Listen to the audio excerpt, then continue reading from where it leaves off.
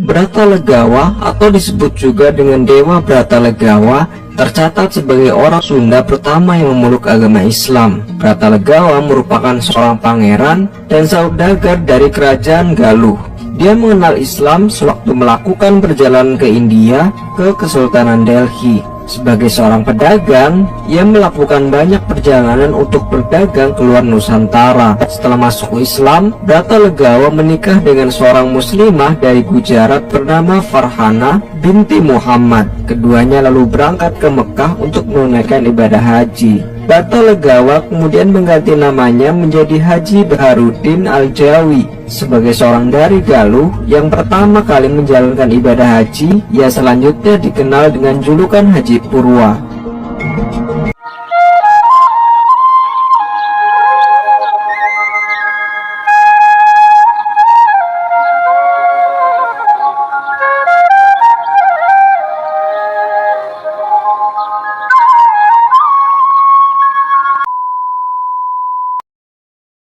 Assalamualaikum warahmatullahi wabarakatuh.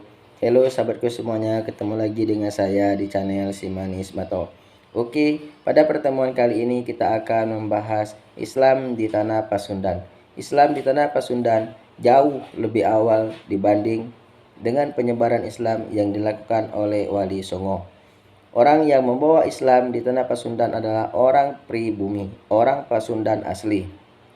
Siapa lagi kalau bukan Bratalegawa. Dia juga tercatat sebagai orang yang pertama kali naik haji. Bratalegawa adalah seorang anak dari raja yang bernama Bunasora. Dia juga orang yang pertama kali melakukan ibadah haji. Dia juga seorang saudagar. Saat melakukan perjalanan pelayaran perdagangan di India, dia menikah sama putri yang beragama Islam. Akhirnya dia juga memeluk Islam. Dia melanjutkan pelayarannya ke Mekah dan dia juga orang yang pertama kali melakukan ibadah haji. Mari kita simak videonya hingga selesai. Kisah tentang Bratalegawa dari kisah kerajaan Sunda dan kerajaan Galuh lanjut ke kerajaan Pajajaran sampai dengan berdirinya Kesultanan Cirebon. Baik, inilah kisahnya. Tidak ada catatan sejarah siapa orang pribumi yang pertama kali naik haji. Namun ada beberapa sumber bahwa orang Nusantara yang pertama kali naik haji adalah Bratalegawa. Bratalegawa diyakini telah menginjakkan kakinya di Mekah pada tahun 1350-an. Beberapa sumber juga mengklaim bahwa ia menjadi orang Nusantara yang pertama kali berangkat haji. Bratalegawa adalah putra Raja Galuh, Mangkubumi Suradipati, Prabu Bunisora yang dikenal dengan julukan Kuda Lalean. Kerajaan Galuh yang berada di Ciamis, Jawa Barat. Kerajaan ini eksis pada tahun 1272 Saka atau 1300-an Masehi. Bratalegawa lahir dan tumbuh di tengah lingkungan kerajaan. Namun seiring beranjaknya usia, ia justru lebih senang dengan kehidupan berniaga. Ia pun dikenal dengan saudagar yang sangat kaya. Bratalegawa juga banyak memiliki kapal untuk berdagang. Sebagai seorang saudagar, Bratalegawa tak asing dengan aktivitas berlayar. Kapal dagangnya berlayar membelah samudera dan diketahui mampu berlayar hingga ke Pulau Sumatera, Malaka, Cina, India, Persia hingga ke Semenanjung Arab. Saat di Arab, ia menjadi orang yang pertama kali naik haji. Jauh sebelum para pribumi Nusantara berangkat haji dengan kapal-kapal besar, ternyata Bratalegawa telah menginjakkan kakinya di tanah suci. Perjalanan niaganya juga membawa Bratalegawa tiba di Gujarat, India. Ia menikah dengan perempuan bernama Farhana. Farhana adalah putri seorang saudagar kaya Gujarat yang beragama Islam. Bersama sang istri, ia berlayar menuju Arab, termasuk singgah di Arab Saudi, dan melaksanakan ibadah haji untuk pertama kalinya. Bratalegawa ternyata tidak hanya melaksanakan ibadah haji, namun ia juga sempat menimba ilmu di Mekah, sehingga ia mengubah namanya menjadi Haji Baharudin Al-Jawi. Sepulangnya dari Mekah, Bratalegawa kembali ke tanah kelahirannya di Ciamis. Masyarakat sekitar lantas mengenalnya dengan sebutan Haji Purwagaluh. Setelah Bratalegawa menyusul orang-orang Nusantara lainnya yang juga bertolak ke Mekah untuk menunaikan ibadah haji, sejarah mencatat pada tahun 1500-an orang-orang Nusantara bisa dijumpai di kota Mekah. Orang-orang Nusantara itu berasal dari Pulau Jawa, Malaka, Aceh, dan Madagaskar. Mereka berlayar menuju Jeddah pada tahun 1508 sampai 1534. Dahulu orang Nusantara tidak berniat khusus untuk melaksanakan haji, namun ia turut dalam kapal perdagangan yang berlayar mengarungi samudera dan singgah di beberapa negara termasuk salah satunya Arab Saudi. Ketika tiba di Saudi, para Muslim Nusantara ini menyempatkan untuk singgah dan menjalankan ibadah haji. Itulah sebabnya tidak ada catatan dalam sejarah siapa orang dari Nusantara yang pertama kali melaksanakan ibadah haji. Pratalagawa adalah putra kedua dari Prabu Guru Pangandi Paramarta Jaya Dewa Brata, atau lebih dikenal nama Bumi Sora, yang berkuasa pada tahun 1357 sampai 1371. Buni Sora, penguasa kerajaan Galuh, merupakan sepupu dari Dia Pitaloka Citra Resmi. Ia gugur dalam insiden perang bubat antara kerajaan Galuh dan Majapahit pada tahun 1357.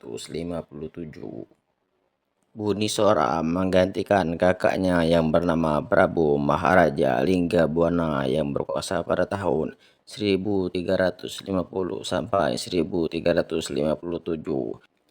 Prabu Maharaja Linggabuana gugur dalam insiden perang bubat dan mempunyai seorang anak yang masih kecil yang bernama Anggalarang. Oleh sebab itulah tahta kerajaan Galuh dipegang sementara oleh Bumisora.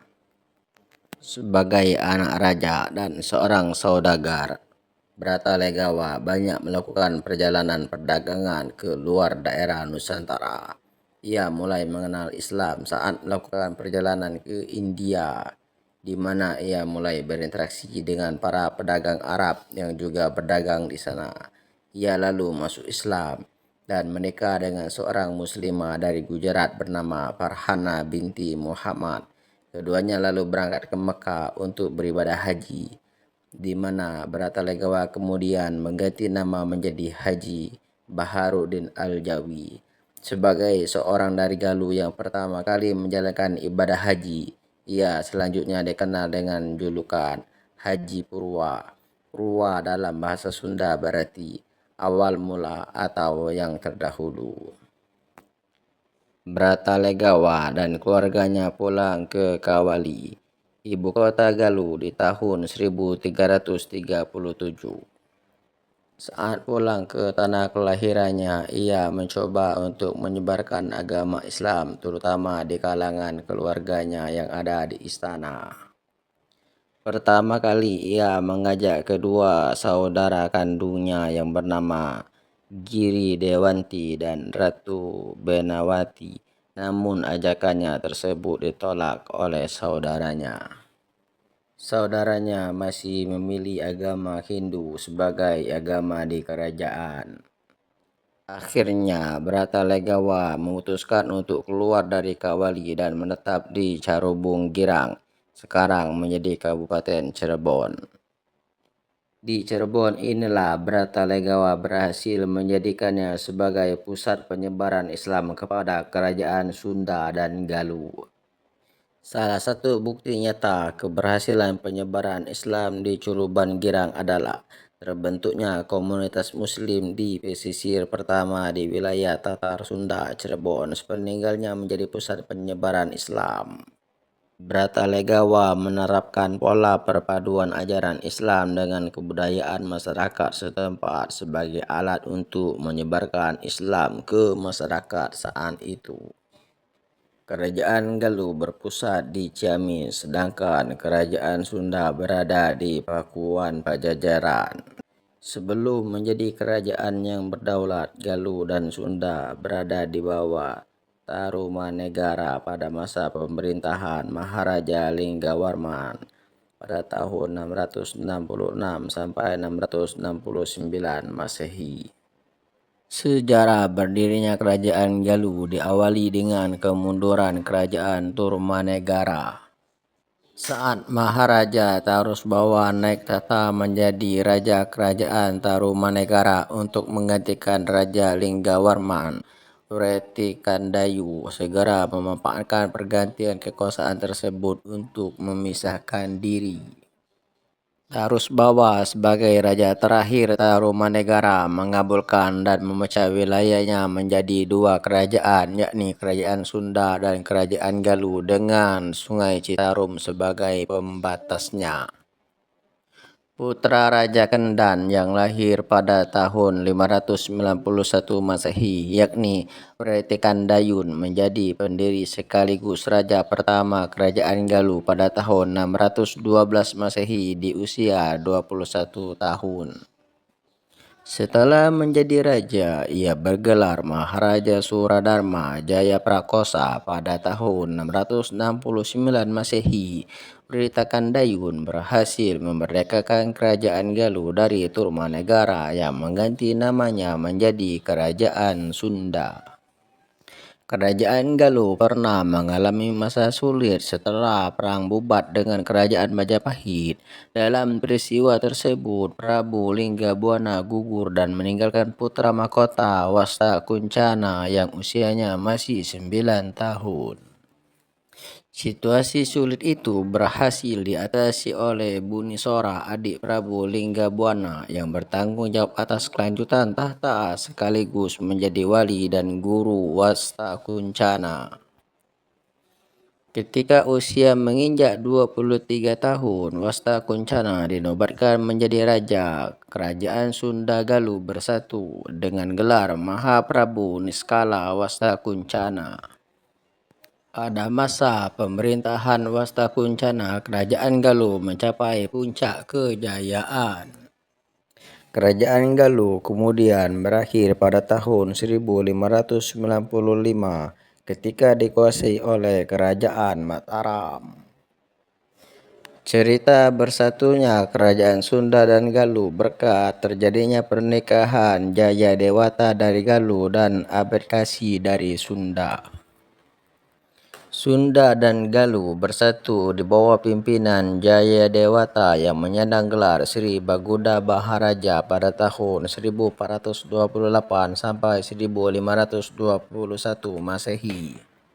Pada masa Sri Baguda Maharaja, Kerajaan Sunda dan Galuh dikenal dengan nama Kerajaan Pajajaran atau Pakuan Pajajaran. Sejarah Kerajaan Pajajaran. Kerajaan Pajajaran merupakan kerajaan yang bercorak Hindu di Jawa Barat yang beribu kota Pakuan, sekarang menjadi Bogor. Pada masa jayanya, kerajaan yang berdiri pada tahun 923 Masehi ini adalah kerajaan yang sangat kuat. Kerajaan Pajajaran merupakan kelanjutan kerajaan-kerajaan yang berdiri sebelumnya seperti Kerajaan Tarumanegara, Kerajaan Galuh, Kerajaan Kawali, dan Kerajaan Sunda. Sosok yang mendirikan Kerajaan Pajajaran tidak lain adalah Sri Jayabupati. Ia mendirikan kerajaan ini pada tahun 923 Masehi di Pakuan Pajajaran. Saat itu, kerajaan ini belum resmi dinamai Kerajaan Pajajaran. Setelah dipimpin Sri Jayabupati, tata kerajaan ini lantas jatuh ke tangan Rahyang Niskala Wastu Kancana dan pusat kerajaan pun dipindahkan ke Kawali. Pada tahun 1428, Sri Baduga Maharaja atau Prabu Siliwangi dinobatkan untuk menerima tahta Kerajaan Sunda dan Kerajaan Galuh sebanyak 2 kali. Penobatan tersebut juga menjadi periode akhir Kerajaan Sunda dan Kerajaan Galuh serta menjadi awal periode Kerajaan Pajajaran yang beribu kota di Pakuan, Pajajaran. Selain Sri Jaya Bupati, berikut beberapa nama raja yang pernah memimpin Kerajaan Pajajaran. Sri Baduga Maharaja alias Prabu Siliwangi pada tahun 1482 sampai 1521 Masehi yang memerintah di Pakuan. Surawi Sesa pada tahun 1521 sampai 1535 Masehi yang memerintah di Pakuan. Ratu Dewata pada tahun 1535 sampai 1543 Masehi yang memerintah di Pakuan. Ratu Sakti pada tahun 1543 sampai 1551 Masehi yang memerintah di Pakuan. Ratu Nilakendra pada tahun 1551 sampai 1567 Masehi meninggalkan Pakuan karena serangan Hasanuddin dan Maulana Yusuf. Raga Mulia pada tahun 1567 sampai 1579 Masehi yang memerintah di Pandeglang. Masa kejayaan Kerajaan Pajajaran diraih saat kerajaan dipimpin Sri Baduga Maharaja. Kerajaan Pajajaran saat itu dalam keadaan tentram dan teratur. Sri Baduga Maharaja sendiri mampu memimpin rakyatnya dengan memegang teguh asas kesetaraan dalam kehidupan sosial masyarakat.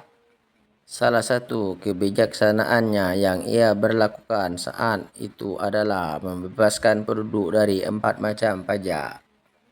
Ia juga berkomitmen dalam pembinaan agama, membuat jalan, membuat parit pertahanan, dan memperkuat angkatan perang. Sri Baduga berhasil membuat kerajaan Pajajaran memiliki angkatan perang yang tangguh. Tercatat kerajaan ini memiliki 100.000 prajurit dan 40 ekor pasukan gajah. Keruntuhan kerajaan Pajajaran terjadi pada tahun 1579. Keruntuhan tersebut ditandai dengan dibawanya Palangka Sriman Sriwacana alias singgasana kerajaan Pajajaran dari Pakuan. Singgasana itu dibawa oleh Maulana Yusuf yang merupakan pemimpin dari Kesultanan Banten. Pemindahan singgasana itu dilakukan supaya nanti tidak ada penobatan raja baru dari kerajaan Pajajaran. Singgasana tersebut lantas dipindahkan ke Sorosoan di Banten dan menandai berakhirnya kerajaan Pajajaran. Sejumlah penggawa istana kerajaan Pajajaran yang tersisa mulai meninggalkan kerajaan dan menetap di daerah Kabupaten Lebak, Banten. Di sana mereka menetap dan menjalani tata kehidupan yang lama dan ketat. Sekarang orang-orang tersebut dikenal sebagai orang Baduy. Pada tahun 1679, kerajaan Sunda Galuh diserang Kesultanan Banten yang membuat imperium di Tlatah Pasundan ini harus mengakhiri riwayat panjangnya. Pada masa pemerintahan Hindia Belanda, Galuh menjadi Ciamis. Kisah Bratalegawa menyebarkan agama Islam di tanah Pasundan jauh sebelum adanya Wali Songo. Bratalegawa lah yang menyebarkan agama Islam di Cirebon. Sepeninggalnya Bratalegawa, Islam di Cirebon mengalami kemajuan yang sangat pesat. Kemajuan ini diawali dengan berdirinya Kesultanan Cirebon. Kerajaan Cirebon berdiri pada abad ke-15 Masehi. Kesultanan Cirebon bermula dari pendirinya kerajaan yang dilakukan oleh Pangeran Cakrabuana atau Pangeran Walangsungsang. Beliau adalah putra dari Prabu Siliwangi asal kerajaan Pajajaran. Kesultanan Cirebon mencapai masa kejayaan di bawah pemerintahan Sunan Gunung Jati. Pangeran Walangsungsang menyerahkan kekuasaannya kepada keponakannya Syarif Hidayatullah atau Sunan Gunung Jati yang merupakan putra dari Syarif Abdullah Maulana Huda dari Mesir dan Nyai Rara Santang, putri Prabu Siliwangi. Sunan Gunung Jati memerintah kerajaan ini dari tahun 1479 hingga 1568 Masehi. Ia juga mendirikan Kesultanan Banten dengan menunjuk anaknya Maulana Hasanuddin sebagai sultan yang pertama. Sunan Gunung Jati meninggal pada tahun 1568 Masehi dan dimakamkan di Gunung Jati, Cirebon. Ia digantikan oleh putranya yang bernama Pangeran Pasarean yang menggelar Panembahan Ratu I. Ia memerintah hingga tahun 1570 Masehi dan digantikan oleh putranya Pangeran Karimuddin yang menggelar Panembahan Ratu II. Ia memerintah hingga tahun 1649 Masehi dan digantikan oleh putranya Pangeran Martawijaya yang menggelar Panembahan Girilaya atau Sultan Abdul Karim. Sultan Abdul Karim adalah penguasa terakhir Kesultanan Cirebon sebelum terjadi pembagian menjadi dua wilayah kesultanan, yaitu Kesultanan Kasepuhan dan Kesultanan Kanoman. Kesultanan Cirebon dibagi menjadi dua karena adanya perselisihan di antara putra Sultan Abdul Karim, yaitu Pangeran Kartawijaya dan Pangeran Wangsakerta. Demikianlah cerita tentang masuknya Islam di tanah Pasundan. Orang yang pertama kali membawa Islam di tanah Pasundan adalah Bratalegawa. Itulah kisah tentang Bratalegawa. Dia orang yang pertama kali melakukan ibadah haji dan orang yang pertama kali membawa Islam di tanah Pasundan. Dia juga membawa Islam dan menyebarkannya pertama di kalangan keluarganya. Walaupun dia ditolak, akhirnya dia pindah ke Cirebon dan di sana dia berhasil melakukan penyebaran agama Islam walaupun belum merata, sehingga penyebaran agama Islam ini berlanjut sampai dengan berdirinya Kesultanan Cirebon yang dilakukan oleh Syekh Nurjati. Di sanalah Islam berkembang dengan baik dan diterima oleh seluruh masyarakat di sana. Terima kasih untuk teman-teman yang sudah menyaksikan video ini. Jangan lupa tekan tombol like, subscribe, dan bunyikan loncengnya biar kita bisa berbagi berbagai informasi. Jika sahabat semuanya ada komentar tambahan, silakan komen di kolom komentar.